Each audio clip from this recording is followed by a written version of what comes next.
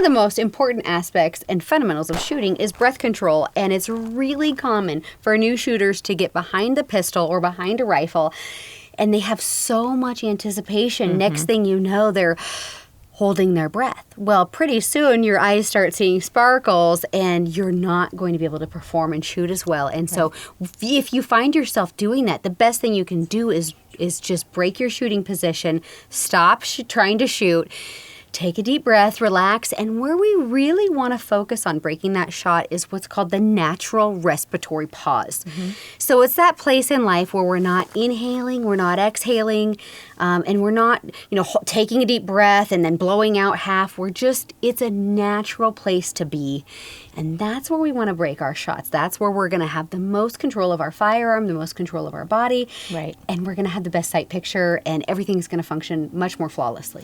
And even as you continue to hold your breath, you will get muscle tremors, and your sight alignment, your sight picture will just continue to start to spiral downhill. Yeah. Things go down fast. Absolutely. Yeah. So, and another aspect is definitely trigger control. Yes. And I think this is a lot of things also that new shooters struggle with.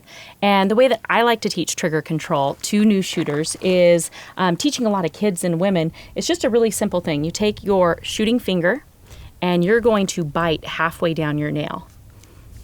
When you bite halfway down your nail, you can see that it's just the tip of your finger in between the top of your finger and your first knuckle. And that is how much you're going to put on the trigger. And I think what's really important is that we don't get in too much. Now, it is a little bit different for revolvers, but that's another aspect. We are shooting semi-automatics today, so we're just going to teach that way. But it's really important not to have too much. Another thing that's really important is with trigger control is press, press, press, press. I constantly, when I'm training, I say that in my head. I come up on target, I put my finger on the trigger, and in my head, it's press, press, press. If Not pull. No. Because then you're going to pull your sight picture left or right. Correct. And one of the things that I like to always have my students do is take a quarter, and when you're at home with no ammunition in the room, you will take your firearm, and you'll put a quarter on the end of the muzzle, and if you can press straight back, your quarter doesn't go anywhere, you know that you are shooting, you have a smooth and controlled trigger press. That's a great drill and a great way for new shooters to really start practicing. Absolutely.